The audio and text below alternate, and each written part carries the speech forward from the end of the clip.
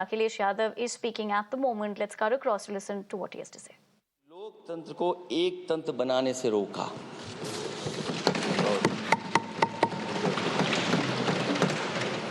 चुनाव के समय पर अध्यक्ष जी ऐसा कहा गया कि 400 पार। मैं समझदार जनता को फिर एक बार धन्यवाद दूंगा और मैं कुछ कहना चाहता हूं कि आवाम ने तोड़ दिया हुकूमत का गुरूर, दरबार तो लगा है पड़ा गमगीन में बेनूर है पर। अध्यक्ष महोदय, दरबार तो लगा है पर बड़ा गमगीन बेनूर है और पहली बार ऐसा लग रहा है हारी हुई सरकार विराजमान है। जनता कह रही है चलने वाली नहीं सरकार। अध्यक्ष महोदय, जनता कह रही है चलने वाली नहीं, ये गिरने वाली सरकार है। और क्योंकि ऊपर से जुड़ा कोई तार नहीं, नीचे कोई आधार नहीं, अधर में जो है अटकी हुई वो तो कोई सरकार नहीं।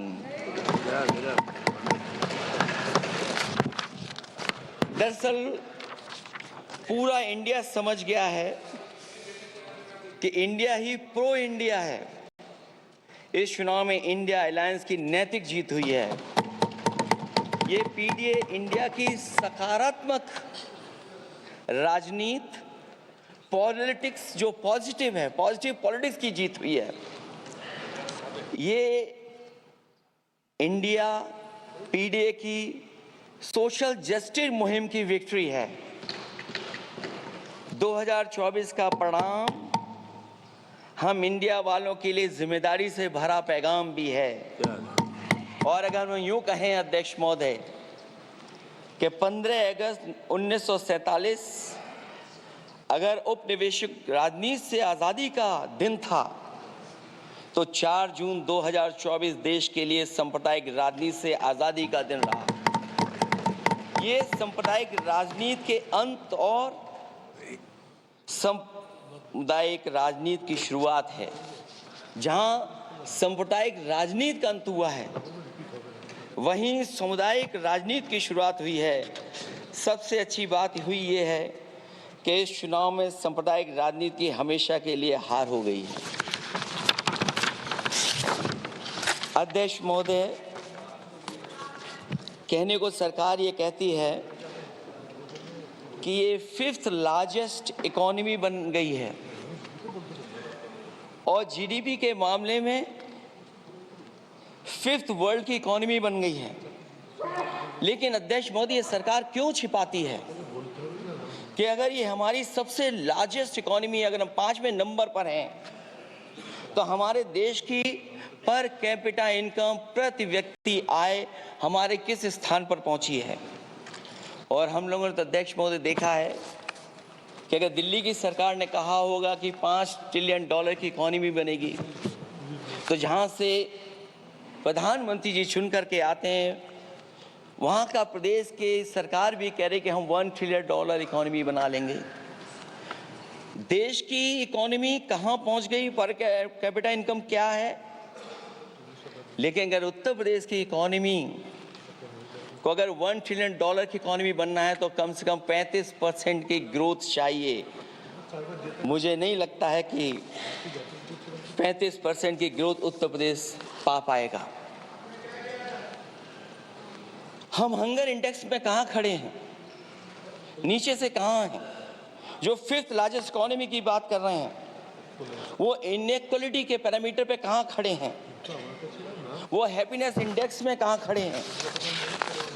और जो लोग चुनाव को अपने तरीके से मोड़ते हैं,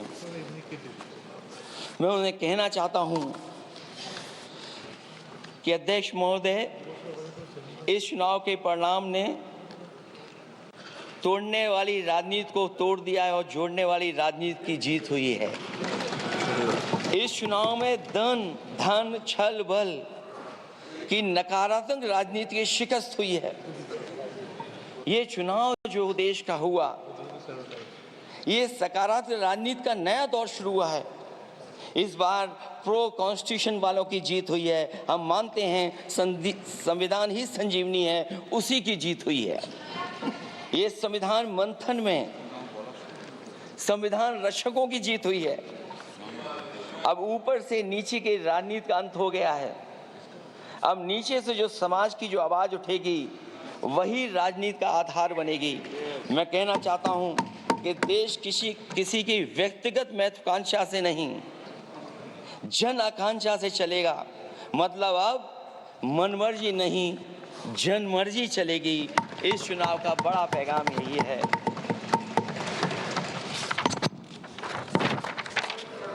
अध्यक्ष महोदय, बहुत सी बातें हुई हैं। अगर उत्तर प्रदेश की बात न हो, क्योंकि अध्यक्ष महोदय सबसे बड़ा प्रदेश जहां है, उसने हर बार दूसरे दल को समर्थन देकर के सरकार बनाई। मैं उन्हीं लोगों से कहना चाहता हूं कि लोग क्यूटो की फोटो लेकर बनारस की गलियों से लेकर के गंगा जी तक ढूंढ रहे हैं। उनको लगता है कि जिस दिन मां गंगा साफ हो जाएंगी, शायद उस दिन कहीं क्यूटो उसकी गोद में कहीं मिल जाएगा। बनारसी लोग चाहते हैं कि कोई गंगा जी के भी तल में उतरकर उसका दर्द भी जाने। उत्तर प्रदेश की जनता का बस यही आग्रह है कि जिस गंगा जल को हाथ में लेकर सच कहने की कसम खाई जाती है, कम से कम उस गंगा जल से तो झूठ ना बोला जाए।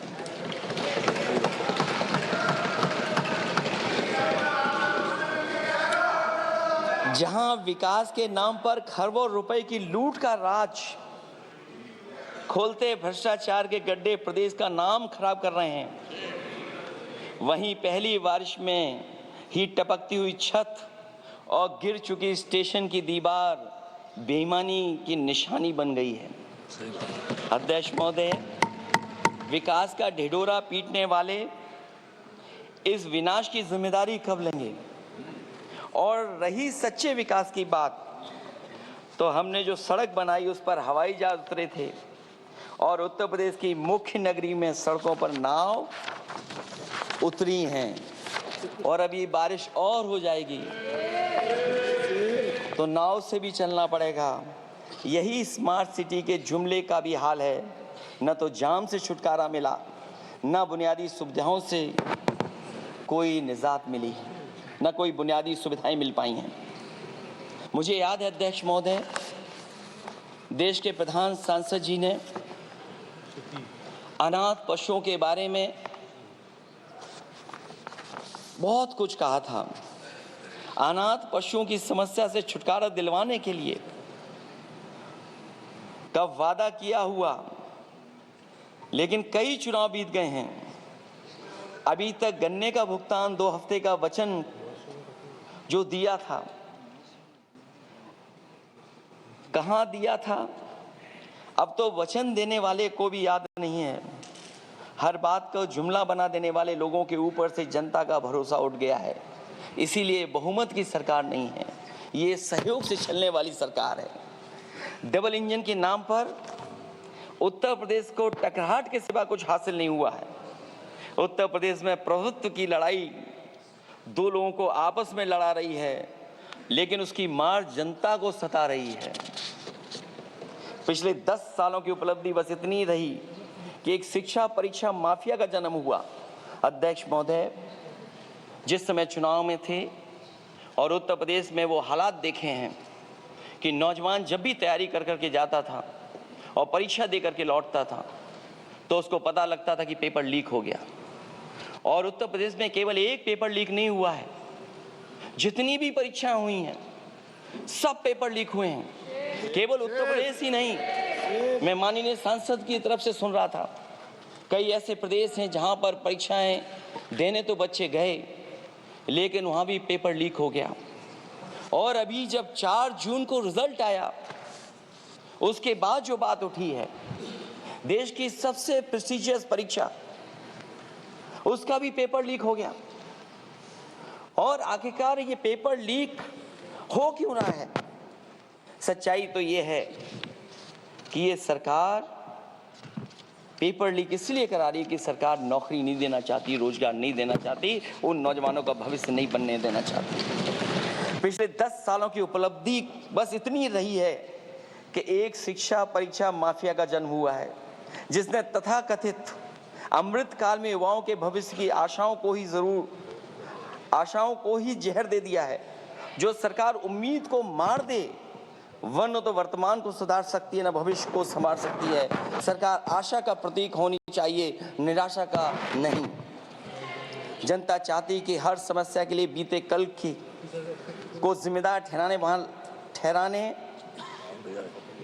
के बहाने को सरकार छोड़े और आने वाले कल की बात करे। अगले 1000 साल के झूठे सपने दिखाने वाले अगले महीने होने वाली परीक्षाओं के लीक न होने की गारंटी कब लेंगे?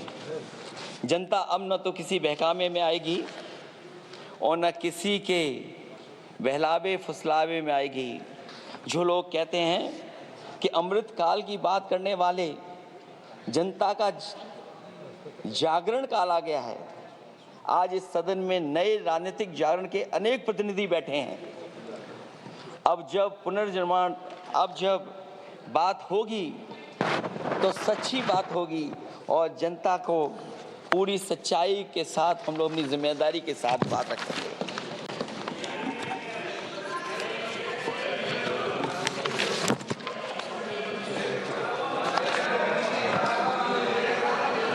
अध्यक्ष महोदय, एक जीत और हुई है, एक जीत और अध्यक्ष महोदय हुई है। मैं जानता हूं सत्ता पक्ष बैठे वाले लोग समझ गए होंगे। अयोध्या की जीत भारत के परिपक्व मतदाता की लोकतांत्रिक समझ की जीत है। और हम तो अध्यक्ष महोदय यही सुनते आए हैं, होए वही जो राम रची राखा, ये है उसका फैसला। अध्यक्ष महोदय, होई वही जो राम रची राखा, ये है उसका फैसला। जिसकी लाठी में नहीं होती आवाज, जो करते थे किसी को लाने का दावा, वो हैं खुद किसी के सहारे के लाचार।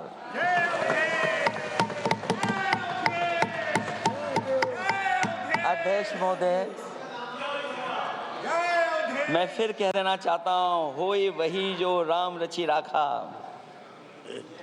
यह है उसका फैसला जिसकी लाठी में नहीं होती आवाज, जो करते थे किसी को लाने का दावा, वो हैं खुद किसी के सहारे के लाचार। हम अयोध्या से लाए हैं उनके प्रेम का पैगाम, हम अयोध्या से लाए हैं उनके प्रेम का पैगाम, जो सच्चे मन से करते हैं सबका कल्याण। सदियों में जन जन गाता है जिनके गान, अभय दान देती जिनकी मंद मंद मुस्कान, मानवता के लिए उठता जिनका तीर कमान। अध्यक्ष महोदय, जो असत्य पर सत्य की जीत का है नाम, उफनती नदी पर जो बांधे मर्यादा के बांध, वो है अवध के राजा पुरुषोत्तम प्रभु राम। हम अयोध्या से लाए हैं उनके प्रेम का पैगाम।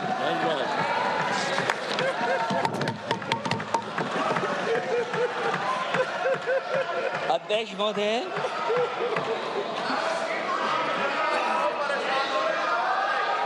अध्यक्ष महोदय, कुछ बातें हैं।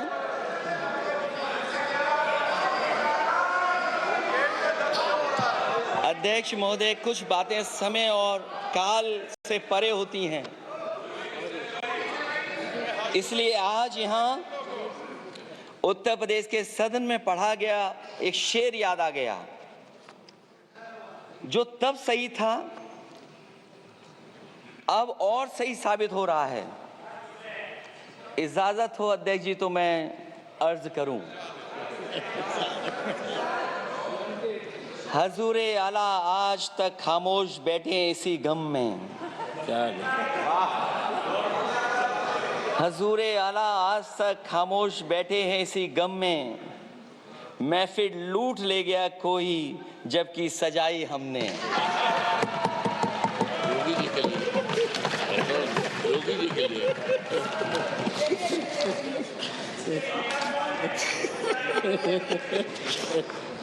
अध्यक्ष महोदय,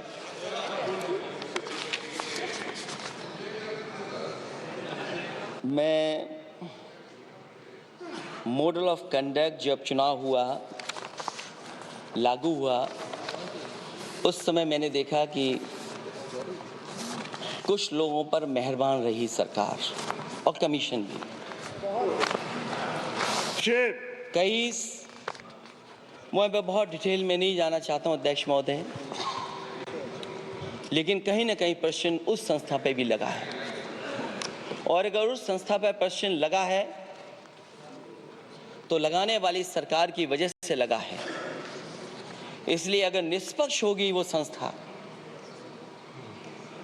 तो न केवल हमारा लोकतंत्र स्वस्थ होगा, बल्कि हमारे लोकतंत्र और मजबूत दुनिया में दिखाई देगा। अध्यक्ष महोदय, ईवीएम पे मुझे कल भी भरोसा नहीं था, आज भी नहीं भरोसा। मैं 80 के 80 सीट जीत जाऊं तब भी नहीं भरोसा। और मैंने अपने चुनाव में कहा था अध्यक्ष महोदय कि ईवीएम से जीत करके ईवीएम हटाने का काम करेंगे। न ईवीएम का मुद्दा मरा है, न जाएगा खत्म। जब तक ईवीएम नहीं हटेगी हम समाजवादी लोग उस बात पर अड़ग रहेंगे। उत्तर प्रदेश अध्यक्ष महोदय वो प्रदेश है जिसने सरकार बीजेपी की बनवाई, एक बार नहीं 2 बार बनवाई, और उसी उत्तर प्रदेश के साथ कितना बड़ा भेदभाव, उत्तर प्रदेश के साथ बड़ा भेदभाव। मुझे याद है वो दिन जब प्रधानमंत्री जी एयरफोर्स के सबसे भारी वाहन हवाई जहाज से उतरे थे सड़क पर। वो अलग बात है कि उस प्रदेश के मुख्यमंत्री उनके साथ नहीं बैठ पाए थे, लेकिन वो एक्सप्रेसवे जो बना था और आज भी जो उत्तर प्रदेश में बन रहे हैं वो उत्तर प्रदेश के बजट से बन रहे हैं। लेकिन दिल्ली की तरफ से कोई एक्सप्रेसवे अभी नहीं दिया गया है। न केवल इंफ्रास्ट्रक्चर में भेदभाव हुआ है, बल्कि हमें याद है कि प्रधानमंत्री जी ने बड़े पैमाने पे गांव गोद लिए थे। और सोचिए, अगर देश के प्रधान सांसद अगर किसी गांव को गोद ले लें और उस गांव की तस्वीर न बदले तो शायद मैं नहीं समझता हूं कि किसी गांव की तस्वीर 10 साल में बदली होगी। मुझे वो गांव जिसको उन्होंने गोद लिया,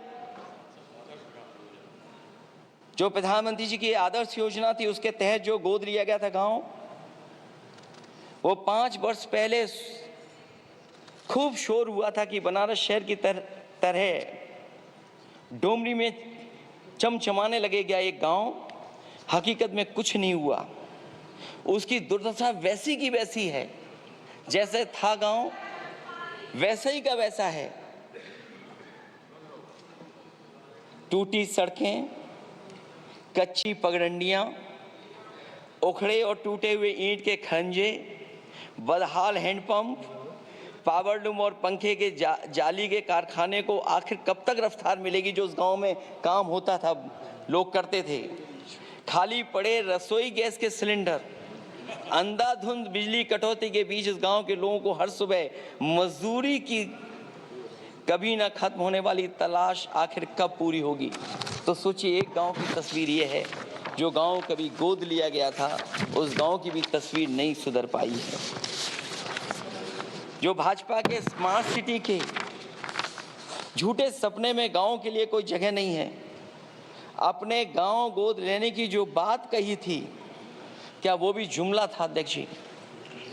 पता नहीं जिस गांव को गोद लिया था उसका नाम भी किसी को याद है कि नहीं। मैं नाम पूछ करके किसी को शर्मिंदा नहीं करूंगा, क्योंकि अगर नाम याद है तो ये तो और भी बुरी बात है कि अपने नाम याद रखने के बावजूद भी कुछ नहीं किया। जिसे गोद लिया जाता है उसे अनाथ बनाकर छोड़ देना अच्छी बात नहीं है। सेम।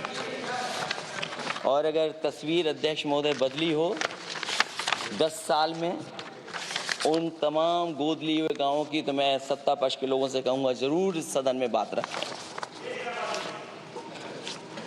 जरूर बताएं आप। जो बात कभी अध्यक्ष महोदय कास्ट सेंसस की उठी थी, हम उस कास्ट सेंसस के पक्ष में हैं कि बिना कास्ट सेंसस के सामाजिक न्याय संभव नहीं है, सबको हक दिला पाना मुश्किल है।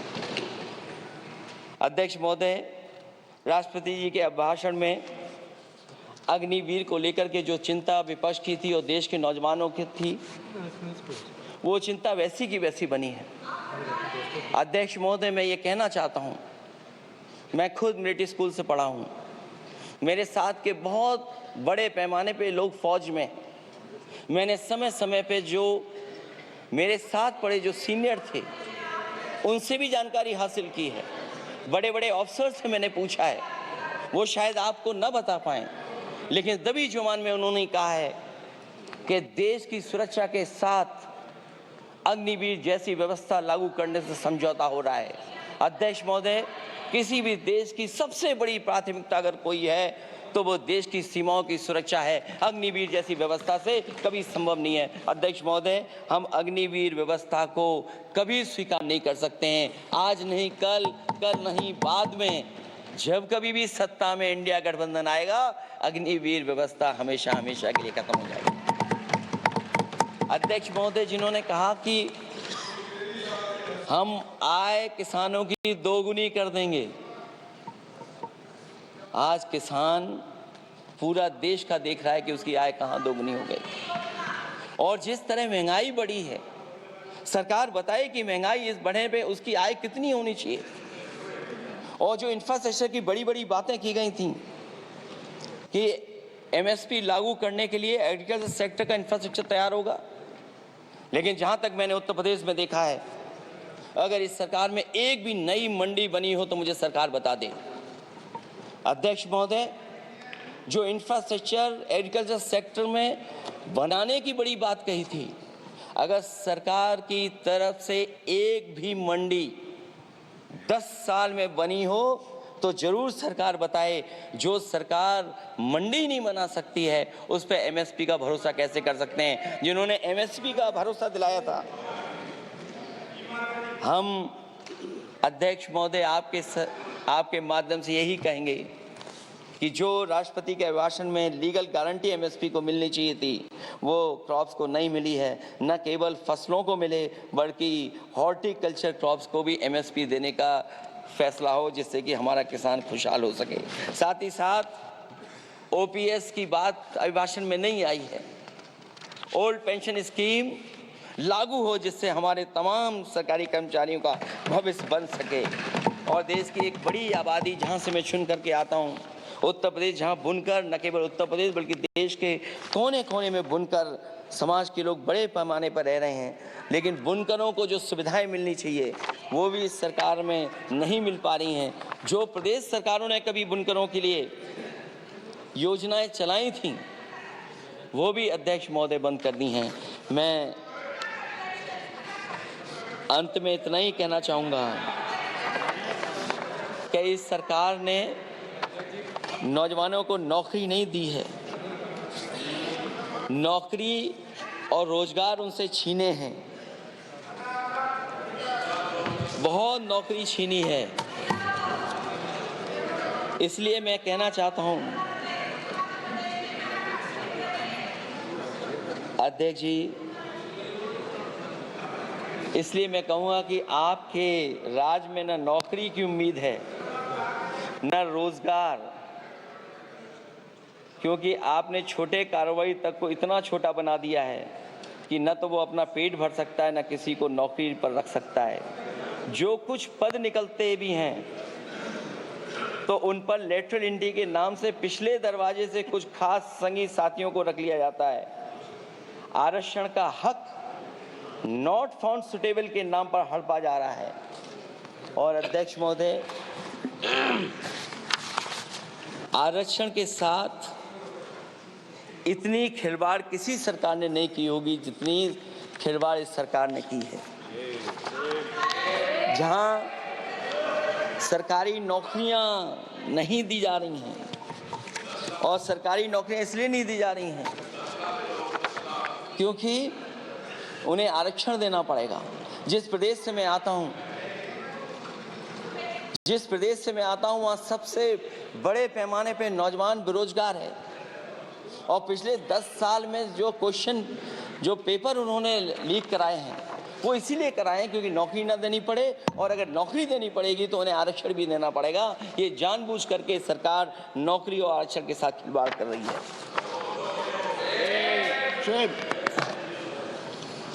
मैं अध्यक्ष महोदय अंत में इतना ही कहना चाहता हूं, आशा है ये सरकार तब तक चलेगी तब तक उसके केंद्र में इस देश का हर एक गरीब, शोषित, वंचित, पीड़ित, पिछड़ा, दलित, अल्पसंख्यक, आदिवासी, महिला, युवा, छोटा कारोबारी, ईमानदार, नौकरी पेशा, आम आदमी और कर्मचारी, अधिकारी, मजदूर और किसान होगा, ना कि धनवान होगा, और शासन के आधार पर संविधान होगा। वह जुमलों की जगह सच में महंगाई, बेरोजगारी, भ्रष्टाचार, गरीबी, भुखमरी, सांप्रदायिक हिंसा, दलित व महिला उत्पीड़न, सामाजिक अन्याय जैसे मूलभूत मुद्दों का समाधान होगा, और भोजन, बिजली, पानी, दवाई, पढ़ाई जैसी बुनियादी जरूरतों के लिए कागजी योजनाओं की जगह सच में इंतजाम होगा।